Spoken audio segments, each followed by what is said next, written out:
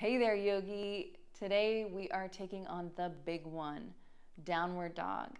You might find in this video, fair warning, you might find that this shape looks a little different or sounds a little different than what maybe you've been taught in a studio class.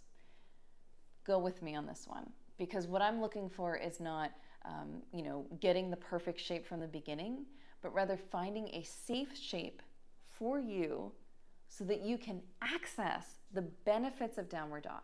And then over time, your body will adapt, you will grow, you'll have more flexibility and more strength, and you'll be able to remove some of the adaptations and find your perfect form.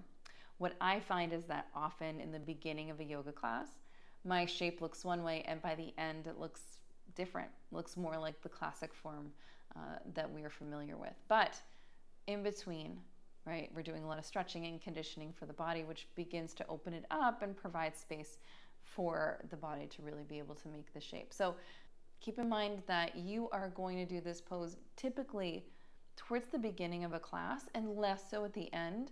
But if you were to do it at the end of a class, you'd probably find that you can make the shape a lot easier than you could in the beginning. So just be mindful of that. And that's why we teach it the way we do here.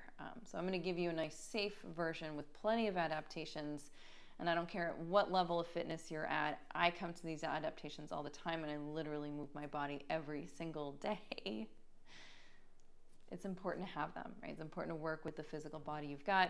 And so if we can make an agreement here that we are going to make mindful and conscious choices of how we move the body, then you can head on over to the mat and we'll get started today. So for this practice today, I have two blocks. If I were not demonstrating for you, I would also have a gray blanket, and I can see it, so right over there. But I'm not going to use it today because I want to really for you to be able to see my feet and my knees. But just know that if you're on a hard surface, if you'd like a little padding for your knees as we drop down, we'll be doing child's pose a lot too, because that's kind of the pose that we use when we're taking a break from downward dog. So to start, let's find the child's pose. And then we'll work our way up to downward dog. So you'll start with your knees almost up to the edges of your mat, your toes touching. And again, there's a few versions of this. So let's just find the one that's going to work for you. Maybe tops of feet are flat. Maybe you're tucking your toes. You're going to find support here. Stretch your hips back. Let your head drop down to the earth. And there it is. So forehead is on the ground, arms are nice and long, and from here, you can offer yourself 2 to 3 breaths to just soften, land in place. You're going to remember that commitment that we made right when we started this practice, which is that you are going to try all the things. Really find the best alignment, the best modification, the best version of your first downward dog to kind of continue throughout this series and well beyond. So we're going to start here in our very first position, downward dog, and I'll say it that way. In the phase of a class, we're going to come into a lot of different forms of downward dog, and they start and move and change and shift as the body is more available to experience them. So we'll start in our tabletop shape. You're pressing hands into the ground nice and strong in the shoulders. Bring that belly button up into spine. And with your belly drawn up into spine, hands are pressing into the ground. You can, if you'd like, walk your palms a palm's distance forward. Hands are still shoulder width distance. Your index finger is pointing towards the top of the mat. So a lot of similarities to our tabletop shape. Spin your inner elbows towards one another and forward. This will shift a little bit as we come into downward dog, but you'll see that. And then start to tuck your toes because we're headed up. We're taking flight. The hips will be lifted. So when you're ready, you can kind of stretch yourself back if you want. And then we're going to stretch back, lift the knees, and slowly allow the hips to come up to the sky. So here we are in downward dog, and I'll give you the more classic version right from the beginning. My hands are pressing, my shoulders are drawing away from my ears. My feet are pressing down onto the ground, but I'm a little stiff here, particularly on one side. Sometimes we can be a little uneven. So I always, every single practice, I start my feet out at the edges of the mat. And I'd love for you to join me. So bring your feet to the edges of the mat. They can even come off the mat. Bend the knees substantially like you're trying to find child's pose. Look how much my knees are bent. And then with that kind of hinge, this connection between the belly on your thighs, you can start to kind of lift up the whole pelvis, right, knees and ribs, and kind of change the angle of your body, but only as much as you can continue to keep the knees bent and continue to press into the balls of the feet and continue to really wake up the thighs and then wake up the glutes and find this lift happening here. And you'll find that a lot of the weight is going to transition and transfer into the lower body. And that does take a lot of pressure off your shoulders. So hands are still pressing into the ground, shoulders are still drawing away from the ears, but you have a little bit of room here in the lower body. And so this is often where we feel a little stiff. And so if you want, you can start to pedal, maybe lifting up one heel and then dropping the other heel towards the earth. This is how we build more stability in the body. So start to walk it out.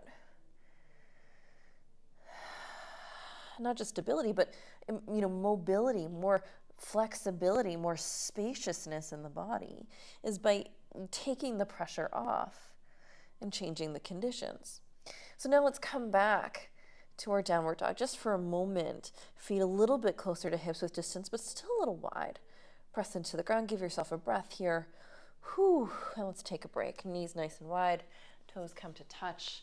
You can come off your arms. I'm just gonna come up to a seat. If you want child's pose, you can take it. Totally your choice. So I'm going to give you that same movement, and now I want you to take a moment to notice if your wrists are feeling a little tender.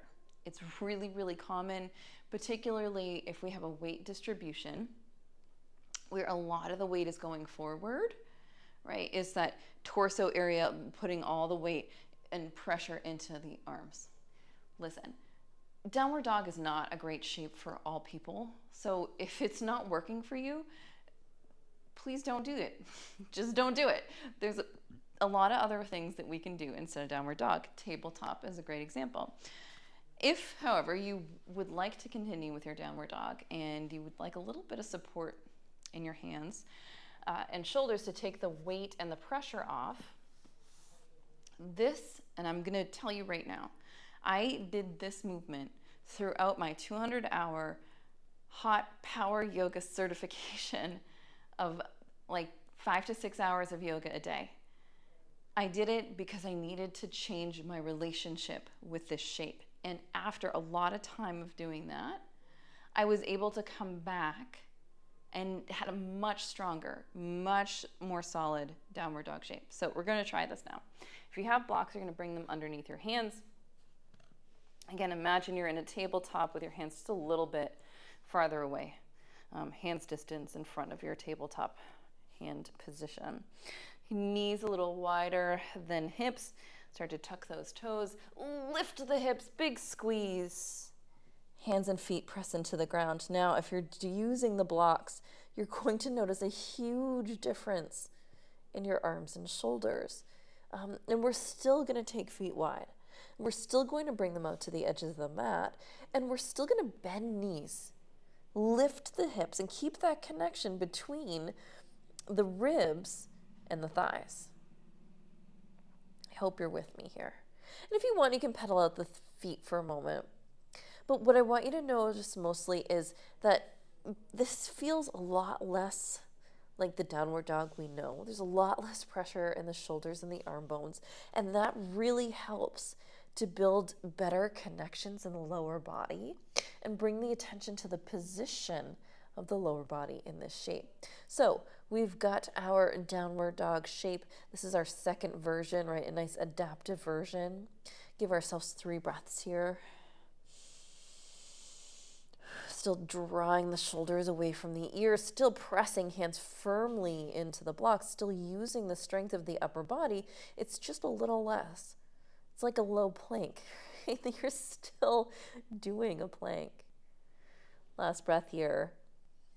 And then slowly we'll find our way down to the earth. Sit back, shake it out. Just shake it out and let it go. Ha! You know, downward dog is said to be a resting shape. And I did feel that for a time. And then I fell out of practice. And it's a road, it's a journey. So bear with your body.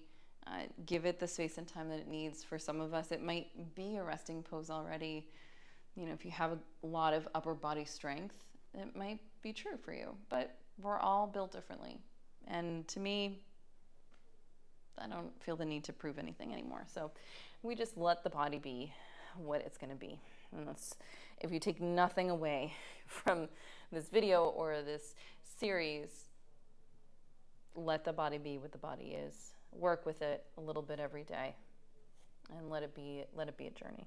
So now we'll do our final version of Adho Mukha Svanasana.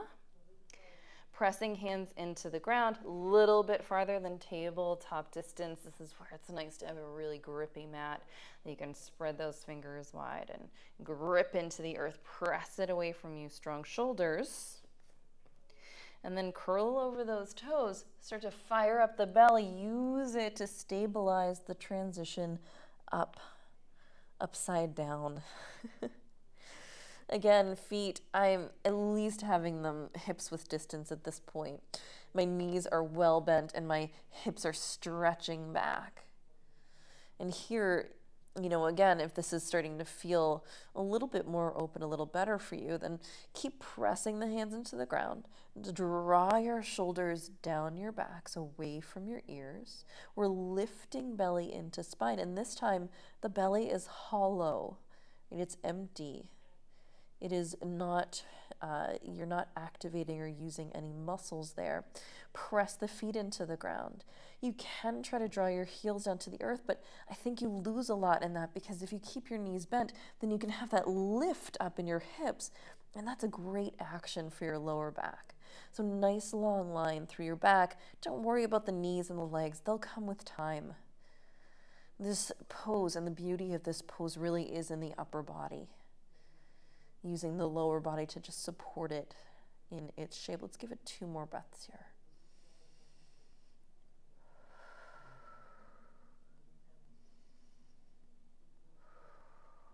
And when you're ready, you can drop your knees, sit back on your heels, shake out your arms. And there it is, yogi. I hope this was helpful for you. And again, I'm going to encourage you, each class to come into the practice, to come into the shape, starting with wider legs, that bent knees, a little bit more support. Give your body some time.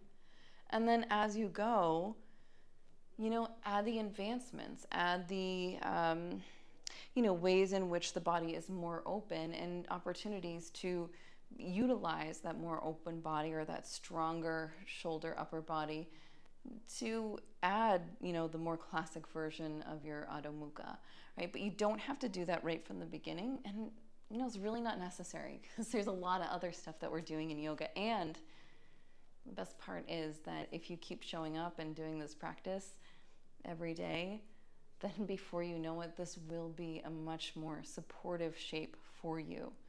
The strength comes by coming back regularly, not by getting it all in one run. So keep showing up and it'll come. Be well, yogi.